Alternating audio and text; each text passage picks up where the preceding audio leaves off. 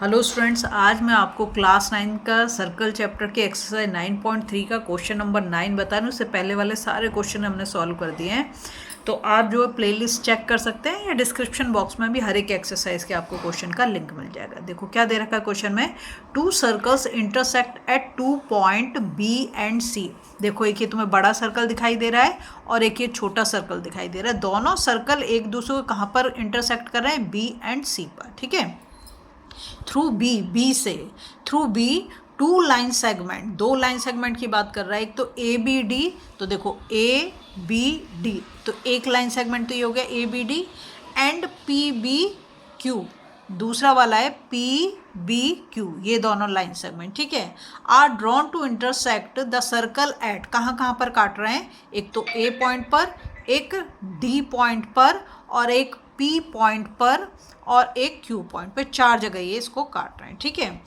Respectively prove that angle A C P, देखो ये जो दे रखा ना ए सी पी, मतलब ये वाला angle, angle Q C D मतलब ये वाला, ये दोनों एंगल को हमें इक्वल प्रूव करना है।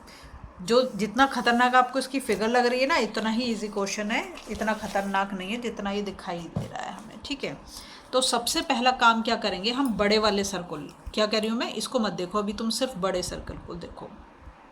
तो बड़े सर्कल में देखो, अगर मैं इधर से ऐसे बना दूँ, ऐसे समझो कि मैंने बड़ा सर्कल बनाया है और ये वाला हमारा ए सी, ठीक है, और ये हमारा पी बी, ठीक है, और इसको इसके साथ ज्वाइन करा, इसको इसके साथ ज्वाइन करा। जो नहीं दे रखा है वो मैं तुम्हें करके दिखा रही हूँ कि अगर मैं यहाँ से ये सेगमेंट बना दिया, ये मेजर सेगमेंट के दोनों एंगल हो गए, ये वाला और ये वाला, ये वाला और ये वाला एंगल, तो दोनों एक ही सेगमेंट में बने हुए एंगल कैसे होते हैं, इक्वल होते हैं। तो मैं इसी को यहाँ पर यूज़ करके इसको लिखूँगी। ठीक है, देखो तो मैं यहाँ लिख दूँगी एंगल ए सी पी, जो कि हमसे पूछा गया है, एंगल ए सी पी। ठीक है, angle A C P equals to angle A B P. अभी मैंने आपको करके दिखाया है यहाँ पर A C P angle A B P. क्यों इक्वल है,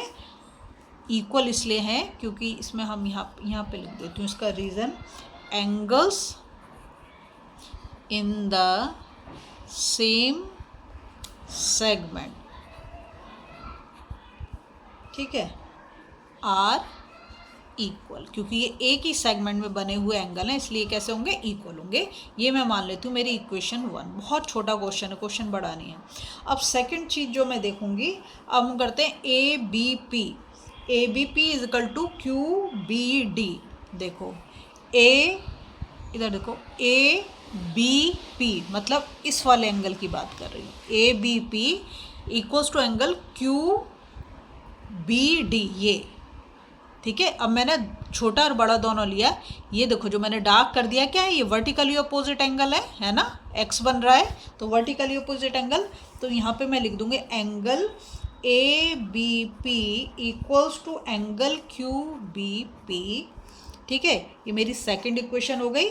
और रीज़न क्या है, vertically opposite angles are equal. ठीक है, अब थर्ड पॉइंट देखो, angle Q B D, angle Q B D, इस वाले एंगल की बात कर रही हूँ। ठीक है, तो मैं लिखूँगी angle Q B D equals to angle Q C D. ये अब ये तुम देखो, अगर इसको देखो, ये छोटा वाला जो मैंने यहाँ पे सर्कल बनाया है, ये हम छोटा मान लेते हैं, तो हमारा ऐसे जा रहा है, ये हमारा बी डी है और ये हमारा सी क्यू है। ठीक है, इसको इसके साथ, इसको इसके साथ अगर मैं यहाँ पर एक लाइन बना दूँ,